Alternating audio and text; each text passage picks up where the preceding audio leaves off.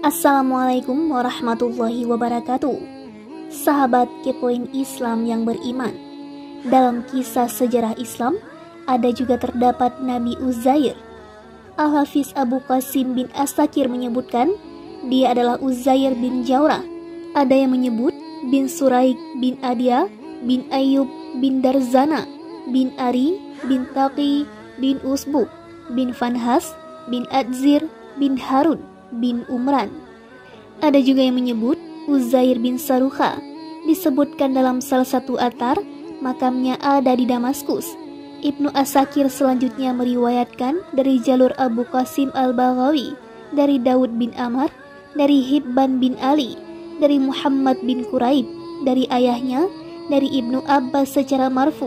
Aku tidak tahu apakah Uzair dijual atau tidak, dan aku pun tidak tahu apakah Uzair seorang nabi atau bukan. Ibnu As-Sakir juga meriwayatkan hadis serupa dari Muammal bin Hasan, dari Muhammad bin Ishaq As-Sajazi, dari Abdul Razak, dari Ma'mar, dari Ibnu Abi Dhib, dari Sa'id Makburi, dari Abu Hurairah secara marfu. Selanjutnya, ia meriwayatkan dari jalur Ishaq bin Bishir. Ia perawi matruk atau hadisnya tidak dijadikan hujah oleh para ahli hadis. Dari Juwaibir dan Muqadil, dari Dahak, dari Ibnu Abbas, bahwa Uzair termasuk salah seorang tawanan Bukhtanasar. Ia adalah seorang pemuda cerdas. Saat menginjak usia 40 tahun, Allah memberinya hikmah. Ibnu Abbas berkata, tak seorang pun lebih hafal dan mengetahui Taurat melebihi dia. Ibnu Abbas juga berkata, Allah menyebut namanya bersama jajaran para nabi. Lalu Allah hapus namanya saat ia bertanya tentang takdir. Riwayat ini dhaif, munqati atau terputus sanadnya, dan mungkar. Ishaq bin Bishir meriwayatkan dari Sa'id, dari Abu Urubah, dari Qatadah, dari Hasan, dari Abdullah bin Salam, bahwa Uzair itulah seorang hamba yang dimatikan Allah selama 100 tahun, lalu ia bangkitkan kembali.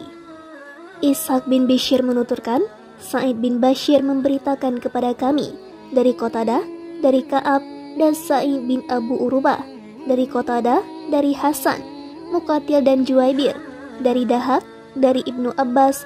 Abdullah bin Ismail As-Sudi meriwayatkan dari ayahnya, dari Mujahid, dari Ibnu Abbas.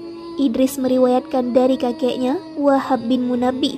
Ishaq mengatakan, mereka semua bercerita kepadaku tentang Uzair. Sebagian di antara mereka menambahkan isi cerita. Mereka menuturkan dengan sanad masing-masing. Uzair adalah seorang hamba saleh dan bijak. Suatu ketika, ia pergi menuju ladang miliknya untuk mengecek kondisinya. Saat pulang, ia menghampiri reruntuhan rumah saat matahari tepat berada di tengah-tengah langit. Ia kepanasan, lalu memasuki rumah itu dengan mengendarai keledai. Ia lalu turun dari keledai. Ia membawa satu keranjang berisi buah tin dan keranjang lain berisi anggur. Ia singgah di tempat tersebut, lalu mengeluarkan piring yang ia bawa. Ia lantas memeras anggur yang ia bawa. Setelah itu, mengeluarkan roti kering. Roti kering ia celupkan ke dalam perasan anggur agar basah, lalu ia makan. Setelah itu, ia berbaring dan menyandarkan kaki ke tembok. Ia melihat atap rumah-rumah tersebut, juga melihat rumah-rumah lain yang sudah rata dengan tanah. Para penghuninya telah punah. Ia juga melihat seonggok tulang yang sudah lapuk, lalu mengatakan, bagaimana Allah menghidupkan kembali negeri ini setelah hancur. Ia tidak ragu, Allah kuasa untuk menghidupkan kembali negeri itu. Ia hanya mengucapkannya karena heran. Allah kemudian mengutus malaikat maut, lalu mencabut nyawanya. Allah mematikannya selama 100 tahun. Setelah berlalu selama 100 tahun, dan selama itu terjadi banyak hal dan peristiwa di tengah-tengah Bani Israel. Allah kemudian mengirim seorang malaikat kepada Uzair. Malaikat lalu menciptakan hati agar ia bisa memahami, dan menciptakan kedua mata untuk melihat bagaimana Allah menghidupkan orang-orang yang sudah mati. Malaikat kemudian menyempurnakan penciptaannya, dan ia Uzair melihat semua itu. Setelah itu, malaikat menutup tulangnya dengan daging, bulu dan kulit. Setelah itu, ia meniupkan ruh padanya. Semua itu dilihat dan dimengerti Uzair. Ia kemudian duduk, lalu malaikat bertanya padanya, berapa lama kau tinggal di sini? Ia menjawab, Aku tinggal di sini sehari atau setengah hari. Ini karena Uzair tidur tepat pada pertengahan siang, lalu dibangkitkan sebelum matahari terbenam. Ia berkata, atau setengah hari, dan tidak sampai 1 hari. Malaikat kemudian berkata, tidak, engkau telah tinggal di sini selama 100 tahun. Lihatlah makanan dan minumanmu, yaitu roti kering dan perasan anggur di dalam piring yang masih tetap seperti sedia kala, tanpa mengalami perubahan. Itulah firman-Nya, belum berubah. Seperti itu juga buah tin dan buah anggur masih tetap segar dan tidak berubah. Sepertinya Uzair mengingkari hal itu di dalam hatinya. Lalu malaikat berkata, apa kau mengingkari kata-kata? Lihatlah keledaimu itu. Uzair kemudian melihat keledainya. Ternyata tulang belulangnya sudah lapuk dan hancur luluh. Malaikat kemudian memanggil tulang belulang keledai itu. Tulang belulang memenuhi panggilannya dan datang menghadap dari segala penjuru. Setelah itu, malaikat menyusun kembali susunan penciptaannya. Uzair melihatnya. Malaikat memberinya urat dan nadi. Setelah itu, ia tutupi dengan daging. Ia tumbuhkan kulit dan bulu. Lalu ia tiupkan ruh hingga keledai itu berdiri, mengangkat kepala dengan kedua telinga mengarah ke langit sambil meringkik karena dikiranya kiamat telah terjadi. Itulah firman Allah Subhanahu wa Ta'ala. Tetapi lihatlah keledaimu yang telah menjadi tulang belulang, dan agar kami jadikan engkau tanda kekuasaan kami bagi manusia.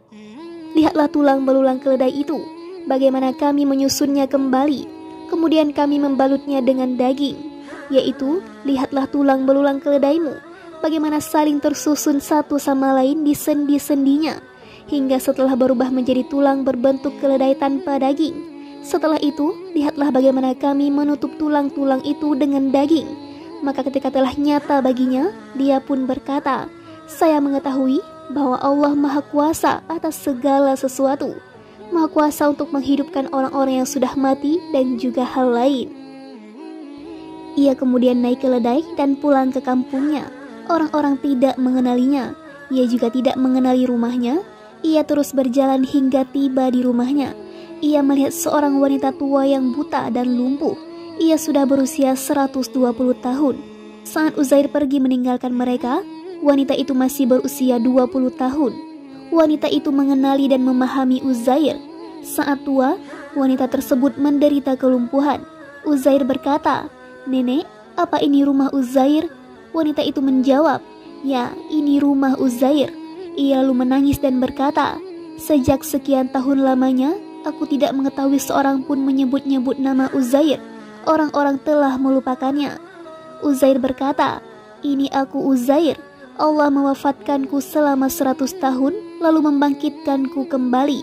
Wanita itu mengucapkan, Subhanallah, kami kehilangan Uzair sejak 100 tahun lalu, dan kami tidak pernah lagi mendengar kabar beritanya. Uzair kembali menegaskan, ini aku Uzair. Wanita tua itu berkata, Uzair doanya mustajab. Ia biasa mendoakan kesembuhan bagi orang sakit dan yang tertimpa musibah. Kalau begitu, berdoalah kepada Allah agar mengembalikan penglihatanku, agar aku bisa melihatmu. Jika kau Uzair, aku pasti mengenalimu. Uzair kemudian berdoa kepada Allah, kemudian mengusap kedua matanya. Kedua mata wanita tua itu sembuh. Uzair meraih tangannya dan berkata, berdirilah atas izin Allah. Allah membuat kedua kaki wanita itu bebas bergerak dan bisa berdiri dengan sehat, seakan-akan terburai dari ikatan. Ia lalu melihat Uzair dan berkata, aku bersaksi bahwa kau adalah Uzair. Wanita tua itu kemudian pergi ke perkampungan Bani Israel. Mereka tengah berada di tempat-tempat perkumpulan dan majelis-majelis. Anak Uzair saat itu adalah seorang syekh berusia 118 tahun, dan para cucunya adalah syekh-syekh di majelis tersebut. Wanita tua itu berkata dengan suara keras, ini Uzair telah datang kepada kalian. Mereka mendustakannya. Wanita itu kemudian menjelaskan, ini aku Fulanah, budak milik kalian. Dia Uzair berdoa kepada Robnya, lalu ia mengembalikan penglihatanku dan menyembuhkan kakiku. Ia Uzair mengatakan bahwa Allah mewafatkannya selama 100 tahun, kemudian membangkitkannya kembali. Orang-orang menghampiri lalu menatapnya. Anaknya berkata, ayahku punya tahi lalat di antara kedua pundak. Ia membuka bajunya dan benar dia adalah Uzair. Bani Israel kemudian berkata, "Di antara kita, tak seorang pun hafal Taurat selain Uzair seperti yang kami dengar. Bukhtanasar telah membakar kitab Taurat dan tidak tersisa sedikit pun selain yang dihafal orang-orang. Maka imlakan Taurat kepada kami." Ayah Uzair, Saruha, memendam kitab Taurat di sebuah tempat yang hanya diketahui Uzair selama masa kekuasaan Bukhtanasar. Uzair kemudian mengajak mereka pergi ke tempat itu.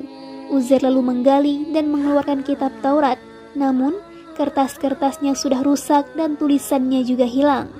Uzair kemudian duduk di bawah sebuah pohon, sementara Bani Israel berada di sekelilingnya. Uzair memperbarui Taurat untuk mereka. Saat itu, dua benda bercahaya terang turun dari langit masuk ke dalam tubuh Uzair. Ia ingat kembali kitab Taurat lalu memperbaruinya untuk Bani Israel. Karena itulah orang-orang Yahudi mengatakan Uzair anak Allah, karena adanya dua benda bercahaya terang yang masuk ke dalam tubuhnya, karena ia memperbarui kitab Taurat dan memimpin Bani Israel. Uzair memperbarui Taurat di negeri Sawat, di kediaman Hizkil, perkampungan tempat Uzair meninggal dunia bernama Syarabat.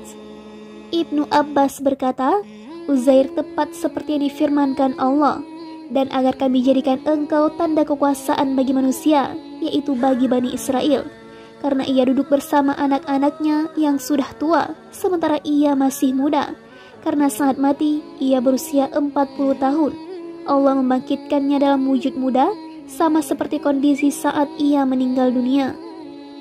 Ibnu Abbas berkata, ia dibangkitkan setelah Bukhtanasar meninggal dunia. Pernyataan serupa juga disampaikan Hasan. Abu Hatim As-Sijistani mengubah bait-bait syair dengan inti seperti yang dikatakan Ibnu Abbas di atas. Rambut masih hitam dan muda jika dibandingkan dengan anaknya, dan jika dibandingkan dengan cucunya, cucunya masih lebih tua. Ia Uzair melihat anaknya sudah tua berjalan tertatih dengan tongkat, sementara jenggotnya masih hitam dan rambutnya berwarna pirang. Anaknya tiada berdaya dan tiada memiliki kekuatan lebih. Ia berdiri layaknya anak kecil berjalan, lalu terjatuh. Anaknya menjadi bagian dari 90 hujah di tengah-tengah manusia, dan termasuk 20 di antaranya yang tidak bisa berlari dan tidak berlaku sombong. Usia ayahnya 40 tahun, sementara usia anaknya 90 tahun. Ini tidak masuk akal jika kau tahu, dan jika kau tidak tahu, kau bisa dimengerti. Menurut pendapat yang masyhur, Uzair adalah salah seorang nabi Bani Israel, dan ia ada dalam rentang waktu antara Daud, Sulaiman, dan Zakaria, Yahya. Saat tiada lagi seorang pun di tengah-tengah Bani Israel yang hafal Taurat, Allah mengilhamkannya kepada Uzair, lalu ia sampaikan kepada Bani Israel. Seperti yang dikatakan Wahab bin Munabbih, Allah memerintahkan seorang malaikat. Ia lalu turun dengan membawa ilmu dari cahaya, lalu ia sematkan ke dalam diri Uzair. Uzair kemudian menyalin Taurat huruf demi huruf hingga usai. Ibnu Asakir meriwayatkan dari Ibnu Abbas, ia bertanya kepada Abdullah bin Salam tentang firman Allah. Orang-orang Yahudi berkata, Uzair itu putra Allah. Quran Surah At-Taubah ayat 30. Kenapa mereka mengatakan seperti itu? Ibnu Salam kemudian menyebutkan, hal itu disebabkan karena Uzair mengimlakan kitab Taurat kepada Bani Israel melalui hafalannya. Dan perkataan Bani Israel, Musa hanya bisa membawakan kitab Taurat kepada kami melalui kitab, sementara Uzair membawakannya untuk kami tanpa kitab. Akhirnya, beberapa kelompok di antara mereka mengatakan Uzair anak Allah. Karena itu, banyak ulama mengatakan bahwa kemutawatiran kitab Taurat terputus pada masa Uzair. Pendapat ini tepat sekali jika memang Uzair bukan seorang nabi, seperti yang dikatakan Atta bin Abu Rabah dan Hasan al-Basri. Menurut riwayat Ishaq bin Bishir dari Muqatil bin Sulaiman, dari Atta, juga dari riwayat Utsman bin Atta al-Khusarani dari ayahnya, dan riwayat Muqatil dari Atta bin Abu Rabah, ia berkata, sama masa fatrah atau masa tidak adanya Rasul antara Isa dan Muhammad SAW, ada 9 peristiwa besar: Bukhtanasar, kebun San'a, kebun Saba, Ashabul Ukhdud atau orang-orang Nasrani Najran yang membuat parit besar, lalu api dikobarkan di dalamnya untuk menyiksa orang-orang mukmin. Kejadian Hasura, Ashabul Kahfi, pasukan bergajah, At-Hakiyah, dan kisah negeri Tuba. Ishaq bin Bishr menuturkan, Sa'id memberitakan kepada kami dari Qatadah, dari Hasan, ia mengatakan, kisah Uzair dan Bukhtanasar terjadi selama masa Fatrah. Disebutkan dalam kitab Sahih, Rasulullah SAW bersabda, sungguh orang yang paling berhak atas putra Maryam adalah aku. Sungguh antara aku dan dia tidak ada seorang nabi pun. Wahab bin Munabbih mengatakan, Uzair ada di antara masa Sulaiman dan Isa. Ibnu Asakir meriwayatkan dari Anas bin Malik dan Atta bin Sa'id bahwa Uzair ada di masa Musa bin Imran. Ia pernah meminta izin untuk menemui Musa, namun Musa tidak mengizinkan, yaitu karena Uzair pernah menanyakan tentang takdir. Saat itu ia pergi sambil mengucapkan 100 kematian lebih mudah daripada kehinaan sesaat. Terkait makna kata-kata Uzair, 100 kematian lebih mudah daripada kehinaan sesaat. Sebagian pujangga bersyair, kadang orang mampu bersabar menghadapi pedang, namun tiada mampu bersabar menghadapi perlakuan semena-mena. Kadang lebih memilih mati daripada menghadapi suatu kondisi di mana ia tidak mampu memberikan jamuan untuk tamu. Terkait riwayat Ibnu Asakir dan lainnya dari Ibnu Abbas, Nauf al-Bakali, Sufyan al-Thawri dan lainnya, bahwa Uzair bertanya tentang takdir, lalu Allah hapus namanya dari jajaran nama para nabi. Riwayat ini mungkar dan kesahihannya perlu dipertanyakan. Sepertinya riwayat ini bersumber dari kisah-kisah Israiliyat. Abdul Razak dan Qutaibah bin Sa'id meriwayatkan dari Ja'far bin Sulaiman, dari Abu Umran al-Jauni, dari Nauf al-Bakali, ia berkata, di antara munajat Uzair, ya Rob, engkau menciptakan makhluk, lalu kau biarkan siapapun tersesat seperti yang kau kehendaki, dan kau memberi petunjuk siapapun yang kau kehendaki. Dikatakan kepadanya, beralihlah dari persoalan ini. Uzair kembali mengatakan hal yang sama. Lalu dikatakan kepadanya, sungguh beralihlah dari masalah ini, atau aku akan menghapus namamu dari jajaran para nabi. Sungguh, aku tidak ditanyai atas apa yang kulakukan, sedangkan merekalah yang ditanyai. Ini menunjukkan ancaman tersebut akan berlaku jika Uzair kembali bertanya tentang takdir tersebut. Karena Uzair tidak kembali bertanya tentang hal itu, maka namanya tidak dihapus dari jajaran nama para nabi. Jamaah selain At-Tirmizi meriwayatkan dari Yunus bin Yazid, dari Sa'id dan Abu Salamah, dari Abu Hurairah. Seperti itu juga Syu'aib dari Abu Zanad, dari Al-A'raj, dari Abu Hurairah. Ia berkata, Rasulullah SAW bersabda, salah seorang nabi istirahat di bawah sebuah pohon, lalu ia digigit semut. Ia kemudian memerintahkan untuk membongkar sarang semut itu dari bawah, lalu semut-semut dibakar dengan api. Allah kemudian mewahyukan kepadanya, kenapa bukan seekor semut saja yang kau bakar? Ishaq bin Bishr meriwayatkan dari Ibnu Juraid, dari Abdul Wahab bin Mujahid, dari ayahnya, bahwa nabi yang dimaksud adalah Uzair. Seperti itu juga yang diriwayatkan dari Ibnu Abbas dan Hasan al-Basri. Wallahu alam. Wassalamualaikum warahmatullahi wabarakatuh.